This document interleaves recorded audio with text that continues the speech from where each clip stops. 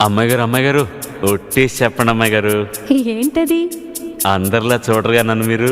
అంటే ఏదో నాకు తోచింది మంచు చెడ్డో చేసేస్తూ ఉంటా కదా.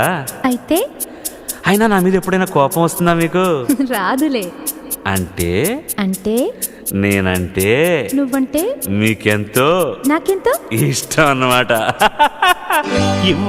ఇవ్వాలైనా మీరు ఏది అది అమ్మాయి గారు.